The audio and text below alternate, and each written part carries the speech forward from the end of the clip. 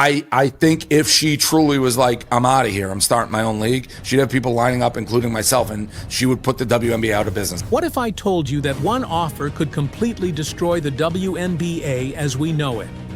Dave Portnoy just dropped a nuclear bomb on women's basketball, and honestly, the league might never recover from this. He's offering Caitlin Clark $100 million to walk away and start her own league. Listen, you said you'd partner with her and give her $100 million. That's the biggest offer that she's gotten. So if she would have let me be her agent, I would have in a second. And if she's like, I'll start a new league with you, I would get her whatever you want. This is just another hot take. Let me tell you, he's dead serious. If you think Caitlin should take this deal and flip the entire system upside down, smash that like button right now. And stick around, because what I'm about to reveal will blow your mind. Let's get straight to it. Dave Portnoy didn't just suggest this idea casually over breakfast. He went on live TV and laid out a full-blown proposal that has the WNBA sweating bullets. Here's what he said, word for word. If she would have let me be her agent, I would have done it in a second. And if she's like, I'll start a new league with you, I would get her whatever she wants, $100 million. That's not monopoly money, folks. That's real capital on the table. And Portnoy isn't some random Twitter troll making empty promises. This is a guy who's already deeply invested in sports ventures. When he makes a statement like this on camera, you better believe he means business. But here's where it gets even crazier. He didn't just stop at the money. He actually doubled down and laid out the entire business plan, almost like he was pitching directly to Caitlin herself. If Caitlin Clark said, I'm taking my ball and I'm going home and I'm starting my own league, the WNBA would be done in 2 seconds. And honestly, after what the WNBA has put her through, she might actually consider it. Now, you might be wondering, why is Dave Portnoy even making this offer? What pushed him to this point? Well, buckle up, because the backstory is absolutely insane. A few days ago, Nafisa Collier did something incredibly brave. During her exit interview, she exposed a private conversation she had with WNBA Commissioner Cathy Engelbert. And what she revealed was shocking. According to Nafisa, her response was, Caitlin should be grateful she makes $16 million off the court, because without the platform that the WNBA gives her, she wouldn't make anything. And in that same conversation, she told me, players should be on their knees thanking their lucky stars for the media rights deal that I got them. Cathy told her that WNBA players should be on their knees thanking their lucky stars for what she's done for them. Let that sink in. The commissioner of the league telling the players they should be grateful for simply existing? But it gets worse, way worse. When it came to Caitlin Clark specifically, Cathy allegedly said that Caitlin should be grateful she makes $16 million off the court because, without the platform that the WNBA gives her, she wouldn't make anything. Are you kidding me right now? This is the brightest superstar the league has ever seen. The player who single-handedly put the WNBA on the map for millions of fans, and the commissioner is out here acting like Caitlin owes the league everything? The audacity is absolutely mind-blowing. The basketball world immediately exploded. Fans, analysts, former players, everyone was calling for one thing: fire Cathy Engelbert. Cathy Engelbert needs to resign. You don't act like that! You don't act like that! And she should apologize! The backlash was swift and brutal, and rightfully so. But then something interesting happened. A debate emerged. Did Cathy's comments, as insulting as they were, have any truth to them?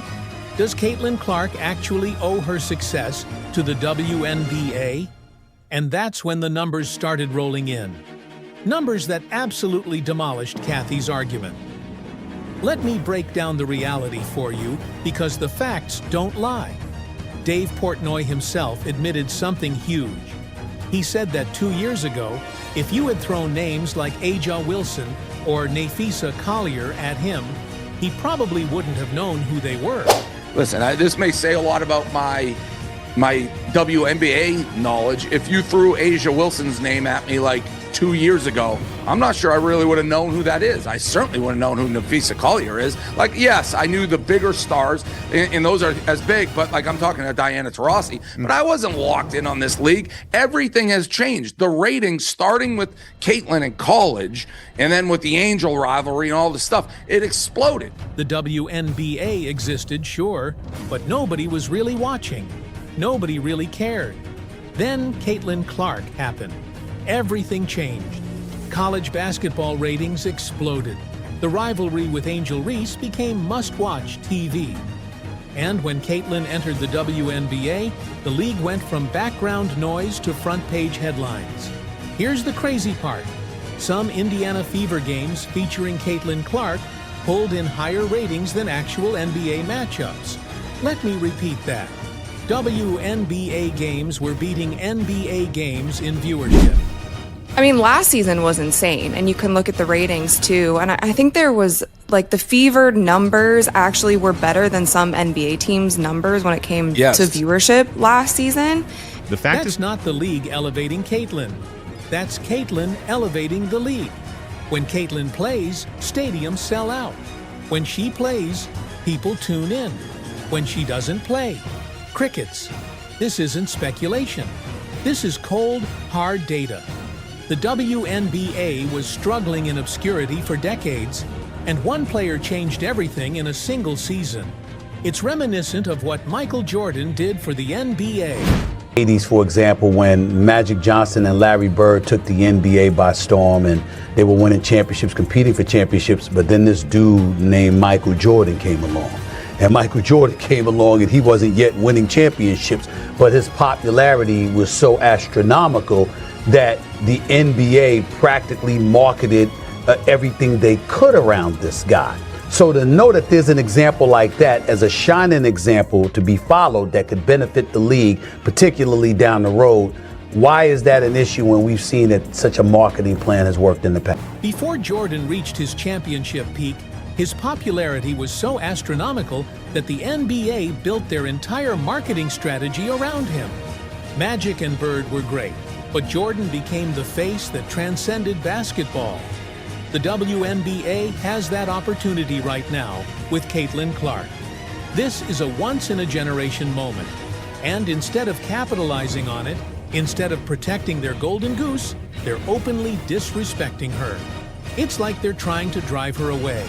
It's self-sabotage on a scale I've never seen before. But for some reason, they want to alienate her. It's like they want her to suffer coming in.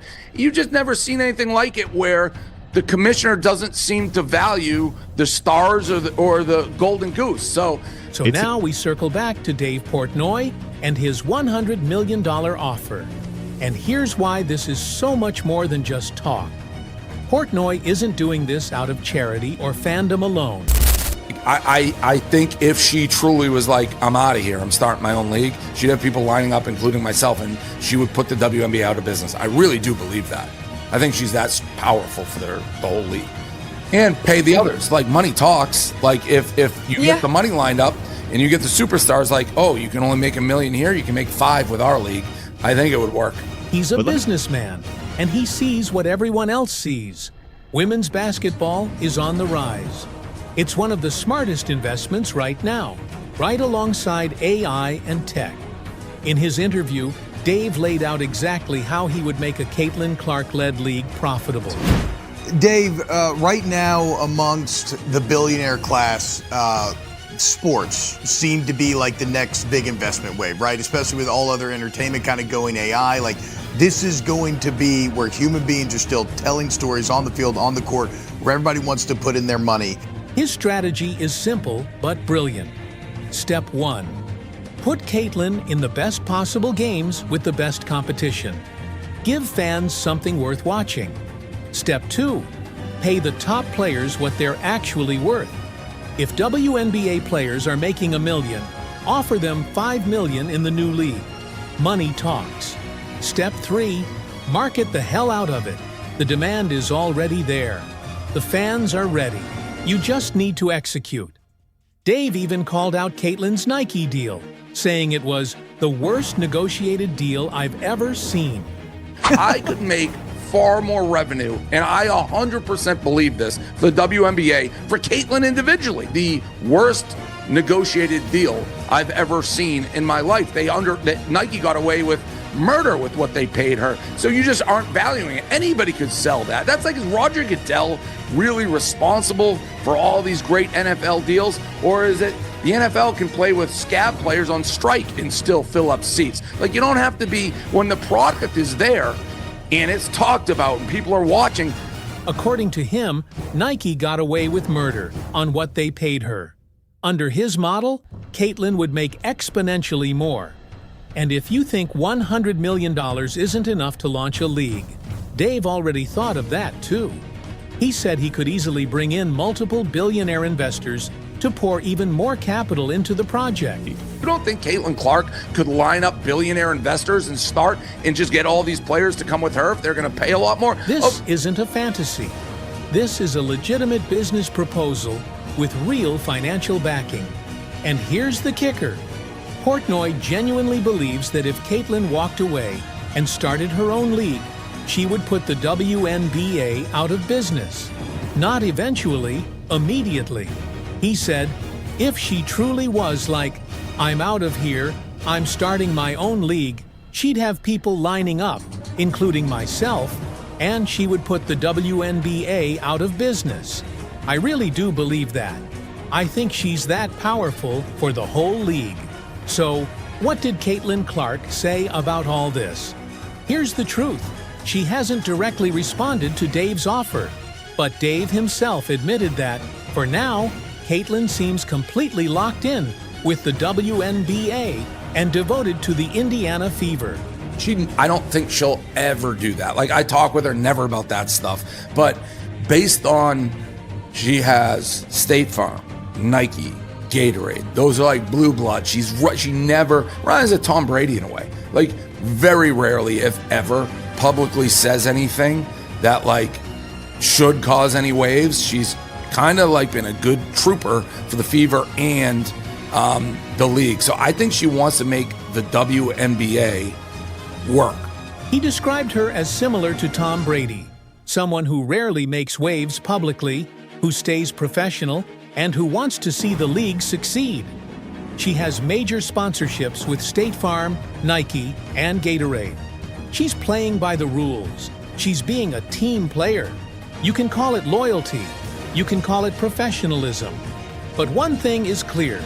Right now, Caitlin Clark is giving the WNBA everything she has. And for the league, that's the opportunity of a lifetime. They have the most marketable player in women's basketball history, and she's willing to fight for them. The question is, will they appreciate her, or will they continue to push her away? So here's where we stand. Dave Portnoy has put $100 million on the table. He's laid out a complete business plan. He's ready to bring in billionaire investors. And he genuinely believes Caitlin Clark could create a rival league that destroys the WNBA overnight. Meanwhile, the WNBA continues to disrespect the very player keeping them relevant. Kathy Engelbert's comments were a slap in the face, and the league's treatment of Caitlin has been nothing short of baffling. Caitlin Clark, for her part, remains loyal for now, but loyalty has its limits, and if the WNBA keeps taking her for granted, don't be surprised if she eventually picks up that phone and gives Dave a call. So here's my question for you. Should Caitlin stay and fight to fix the WNBA from within? Or should she take the $100 million, start her own league, and show them what they lost? Drop your answer in the comments right now. I want to hear what you think. If you think Caitlin should take the deal and revolutionize women's basketball on her own terms, type "Go Clark" in the comments. And don't forget to smash that subscribe button because we've got even bigger stories coming your way. Hit that notification bell so you never miss an update. This is just the beginning, and trust me, you don't want to miss what happens next. I'll see you in the next one.